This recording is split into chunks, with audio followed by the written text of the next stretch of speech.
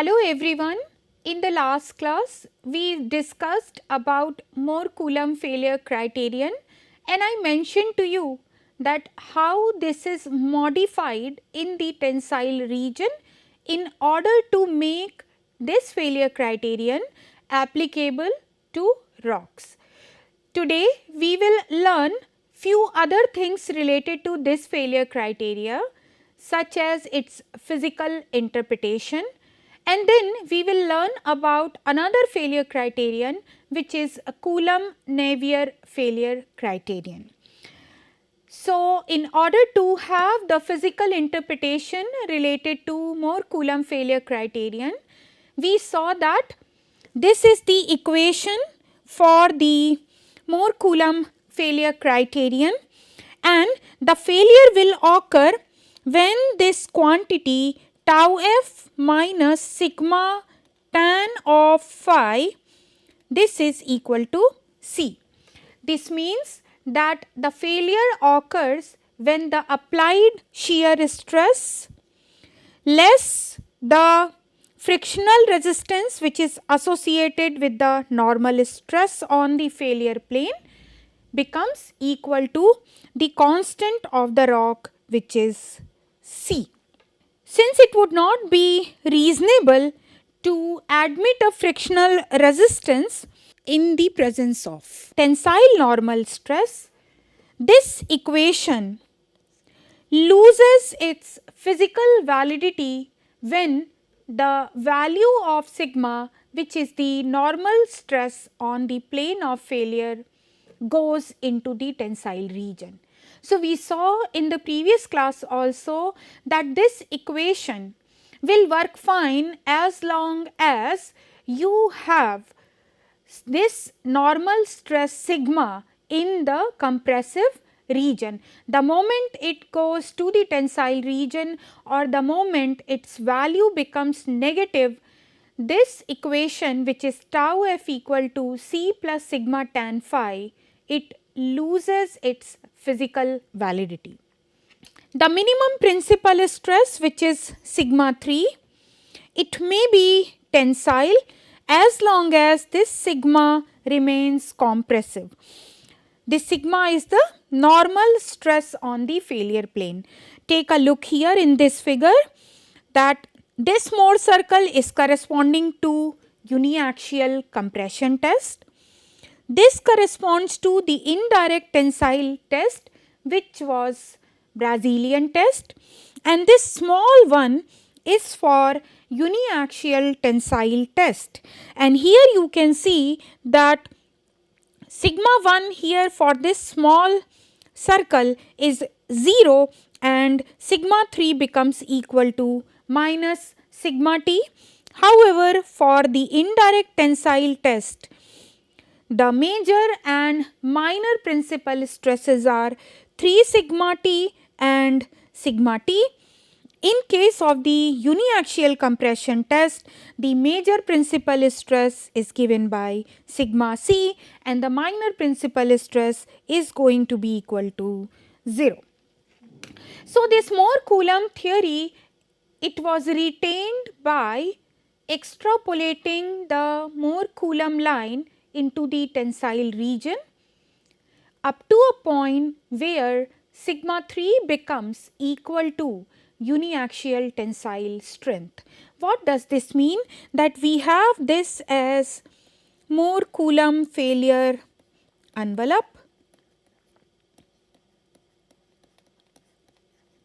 This was extrapolated in this direction in the tensile region, and then we put a cutoff here where this is sigma 3 value. So, this is how the Mohr-Coulomb failure envelope was extrapolated in the tensile region. The minor principal stress, which is sigma 3, it can never be less than minus sigma t, and therefore, we need to respect this last constraint on the failure criterion, and in order to do this, we need to recognize a tension cutoff which is given by this line. And this cutoff is superimposed on the Mohr-Coulomb criterion, and therefore what you get is this vertical line and then this failure envelope. Now it remains necessary to reduce the tensile strength and the shear strength intercept when we apply this simplified criterion in any practical situation. Why is it so? You can see here that this dotted line gives us the actual value of the criterion or the actual value of the strength characteristic. However, by extrapolating the Mohr-Coulomb failure criterion, we have got this simplified version. Now, if you take a look, the shear strength characteristic by this simplified version will always be higher than the actual one, and therefore, when we use it for any practical situation, we need to reduce the tensile strength and the shear strength intercept, which is C. As in the case of soils, shear strength of the rock mass is defined in terms of peak and the residual stresses. You all know that the peak shear strength is the maximum shear stress which can be carried by the element. When I say element, this means that the element of the rock or soil. The next one is the residual shear strength, which is the shear stress when this rock element has undergone significant strain. This residual shear strength is always less than the peak shear strength. Take a look at this picture. Here on the y axis you have the shear stress and on x axis you have the shear displacement, and you can draw the stress displacement curve like this. So here wherever you get this maximum value, this is going to give you the peak value of the shear stress. However, here at the end when you have large value of the shear displacement here, corresponding to this value you have the residual shear strength which is represented as tau r. Look at this figure where the shear stress at failure has been plotted with the normal stress. So, you get two plots or two envelopes. One corresponds to the peak values, the next one corresponds to the residual value. So, you can see here that phi p is greater than phi r. This means that the frictional characteristic corresponding to the peak condition is more than the friction angle corresponding to the residual condition. Now, peak and residual angles, I mentioned that these are denoted by phi p and phi r respectively. In soils and rocks at the residual states where you have large strains, cohesive bonds are broken and therefore little or no cohesion contributes towards the shear strength. That is the reason that the cohesion at the residual condition is approximately equal to 0. So, you just extrapolate this failure envelope for the residual condition, just extrapolate it, which is shown by this dotted line, and you will see that it is intersecting at the origin O. This means that the cohesion intercept in the residual condition is equal to 0. That is, Cr will be approximately equal to 0 in the residual state. Rock mass, what happens to this at large strains? All the surface irregularities would be sheared off, and therefore this peak friction angle will be much larger than the residual friction angle, which is evident from this figure as well. So, the difference between peak and the residual friction angle is going to be significant, which will be approximately equal to the roughness angle I. This angle I is the result of surface irregularities or asperities in rock. When we discussed about the classification of the jointed rocks or the rock mass, we had some discussion about this angle I. So, this is the same as what we discussed earlier. The residual angle will be approximately equal to the basic friction angle of the rock material phi b. When I say rock material, means I am referring to the intact rock. As far as intact rocks are concerned, these are relatively impervious. We had the discussion on this aspect as well, that because of the absence of any kind of discontinuities in the intact rock, these are relatively impervious. However, in case of the rock mass, due to the presence of discontinuities, there is easy access to the water, because these discontinuities, they allow the water to flow through them.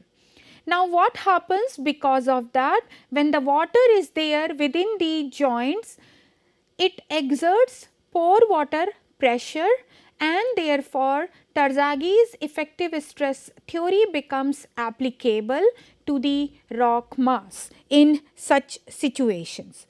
So, what this theory suggests, that is, the total stress is distributed between the rock and the pore water as effective stress sigma prime and u. That means whatever is distributed with rock, this is sigma prime, and the pore water pressure is u. And you all know that what is this effective stress theory? That is, the total stress is equal to effective stress plus the pore water pressure. So, this will be applicable to the rock mass. Now, once this is applicable, then we need to represent the Mohr-Coulomb criterion to rock mass in terms of effective stresses. So, let us see that how this can be done. This is written as sigma 1 f prime, that is equal to sigma cm plus sigma 3 f prime into tan square 45 plus phi prime by 2, or we can write it in this form as well, that 2c prime tan of 45 plus phi prime by 2 plus sigma 3f prime tan square 45 plus phi prime by 2, where this sigma 1 f prime and sigma 3 f prime, these are effective, major and minor principal stresses at the failure in rock mass. This sigma Cm, which is here, that is UCS of rock mass. C prime is effective cohesion of rock mass, and finally this phi prime is the effective friction angle of rock mass. So this is how Mohr-Coulomb failure criterion for the rock mass in terms of effective stresses can be written. The question is how to determine the parameters C and phi in case of the effective stress condition for the rock mass. As far as C prime and phi prime for the intact rock is concerned, we can straightforward conduct the triaxial test and analyze the data of this test in order to get this C prime and phi prime for the intact rock. This is pretty straightforward. The question is how to determine these for the rock mass. So in order to do that, ideally what we should do is we should carry out the test on a very large rock mass, which includes the discontinuities as well. But to conduct such a test is very difficult, or it may not be really possible to conduct the triaxial under such ideal condition. So this is a difficult problem. The question is then how to determine this. The answer you will get maybe after few classes when I will discuss with you the Hook and Brown criteria. There we will see that how the parameters of Hook and Brown criterion can be used to determine the C prime and phi prime for the rock mass. So this was all about that I wanted to discuss with you as far as Mohr-Coulomb failure criterion was concerned. Now to start with, now let us discuss the other failure criterion, which is the Coulomb-Navier failure criterion. This is more or less similar to the Mohr-Coulomb failure criterion. However, the process of derivation of the model for this failure criterion is little bit different. So we will see the detailed derivation now. In this case, for the shear fracture to occur in the rock mass, the shear stress is responsible. So here this is a specimen where this is being subjected to the stress condition in such a manner that the major principal stress is sigma 1 and minor principal stress is sigma 3. There is a joint which is this one, which is subtending an angle of theta with the horizontal, and on this plane there is going to be a shear stress and the normal stress. This shear stress we are calling as tau, and the normal stress is sigma n. So we can write the force equilibrium equations in the direction parallel and perpendicular to the plane of failure, which is this plane. How? Let us see. So, here we have that sigma n is acting. So, say that this is point A, this is point B, and this point is C.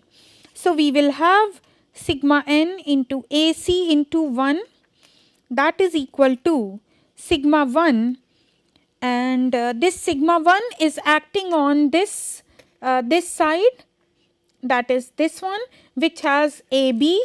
So, that is going to be AB into 1, and it is acting in the vertical direction. So, I need to find out the component of this in this sigma n direction, and because this angle is theta, this angle will also be equal to theta. So, the component of this sigma 1 in this sigma n direction is going to be this force into cos of theta plus sigma 3 into BC into 1 into sine of theta.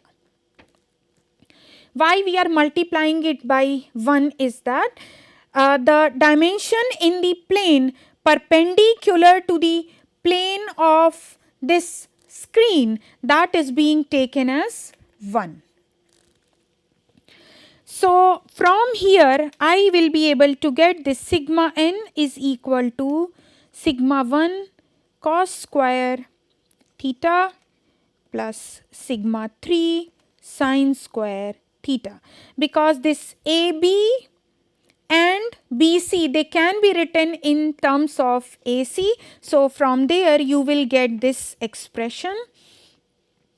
Then you can further simplify it. Sigma n will become sigma 1 plus cos of 2 theta upon 2 plus sigma 3 into 1 minus cos of 2 theta upon 2.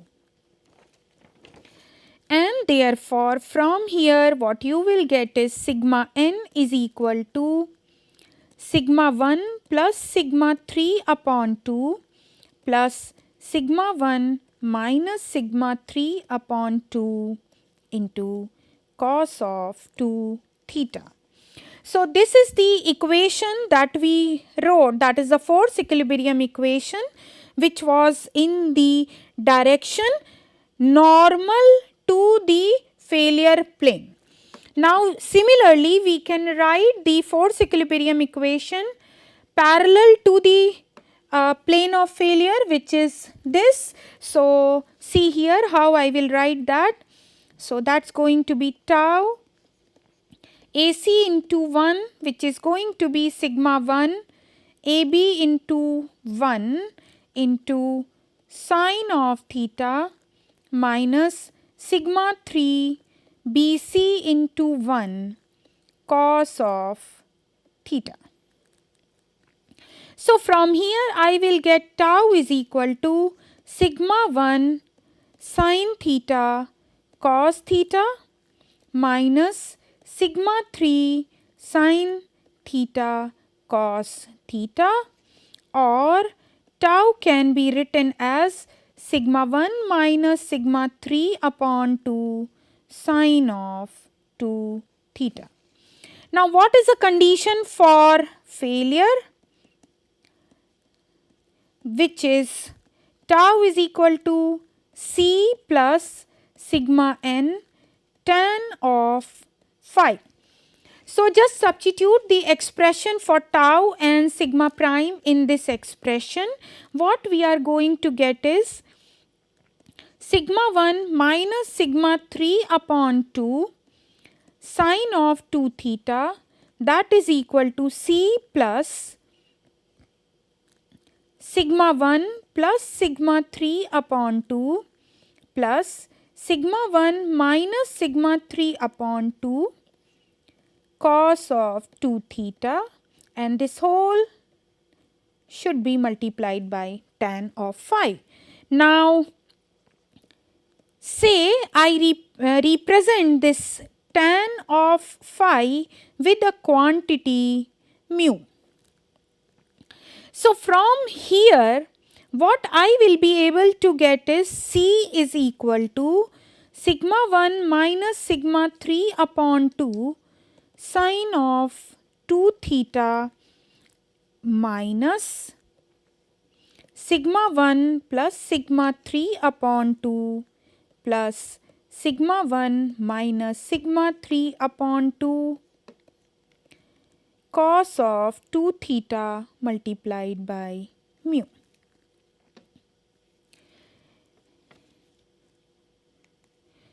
Now we have seen that the shear failure will occur when you have this tau minus sigma n tan phi equal to C. So the maximum value of this can be equal to the C. So when this maximum value will occur? So I take a mod of this quantity. So maximum of this quantity will occur when we have dc d theta equal to 0. So differentiate this C expression which we just now got with respect to theta and make that equal to 0.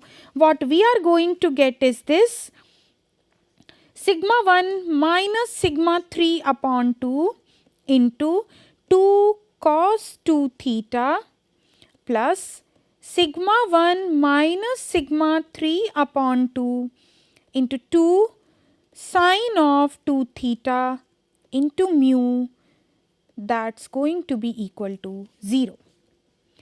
Now say I write tan of 2 theta equal to minus 1 upon mu. So if I write tan of 2 theta by this expression, then I can find out cos of 2 theta will be minus mu upon square root of 1 plus mu square, simple trigonometry, and sine of 2 theta will be equal to 1 upon square root of 1 plus mu square. Substitute this here. So what we are going to get is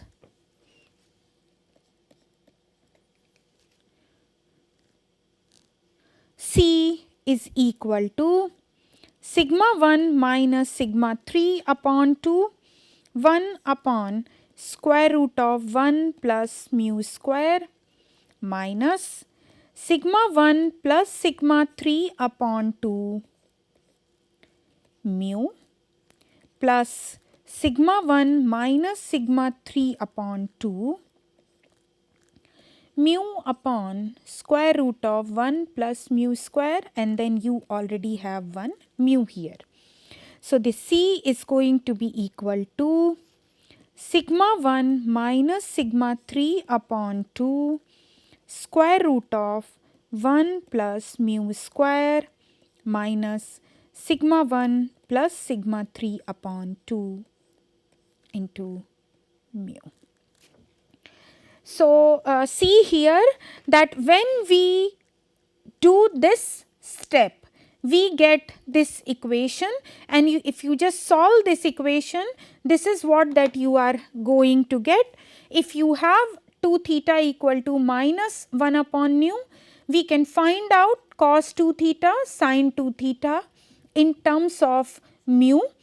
Substitute these quantities in the earlier expression and you will be able to get this expression for C, and in the simplified version you will get this expression for C, or in other terms this also can be written as C is equal to sigma 1 upon 2 square root of 1 plus mu square minus mu minus sigma 3 upon 2 square root of 1 plus mu square plus mu. So, it is only that, there is nothing, no mathematics, nothing here, it is only that we are doing this jugglery of the terms on either side of the equality sign, or we can write it like this: sigma 1 equal to 2c upon square root of 1 plus mu square minus mu plus sigma 3 into square root of 1 plus mu square plus mu divided by square root of 1 plus mu square minus mu. So, we can write different versions of these equations. Now, what happens under uniaxial compression?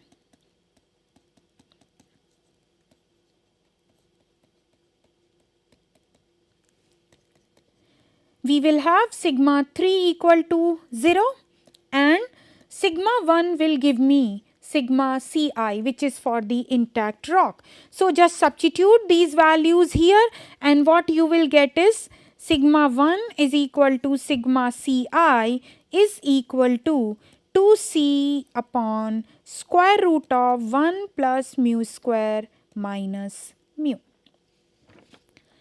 What will happen for the tensile strength?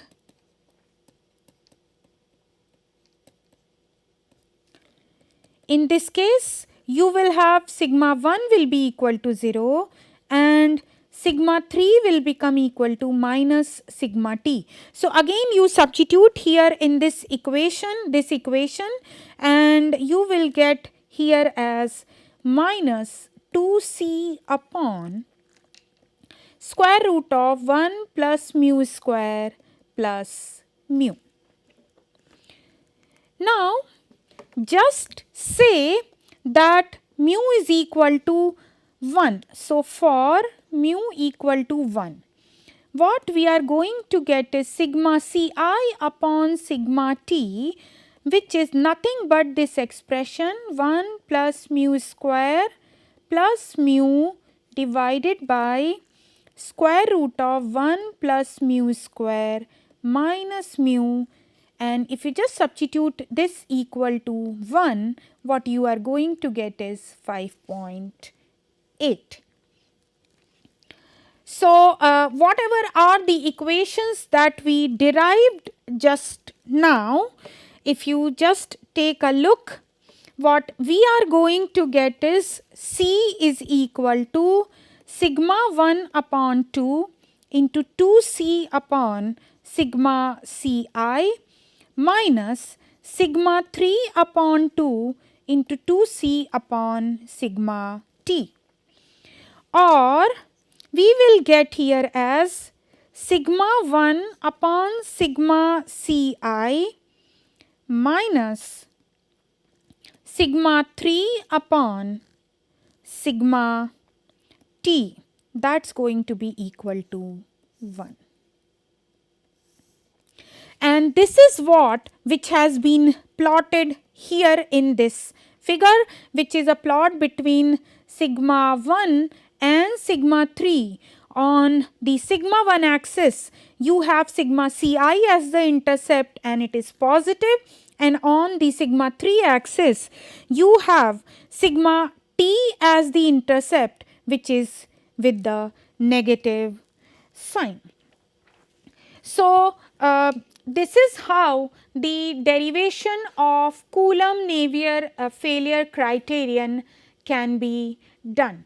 So, in today's class, we discussed about the physical interpretation of Mohr-Coulomb failure criterion, and then we saw that how the expression for Coulomb-Navier failure criterion can be obtained. This is very much similar to the Mohr-Coulomb failure criterion. However, during the derivation, little bit of difference is there. So, in the next class, we will learn about the concept of instantaneous C and phi. Thank you very much.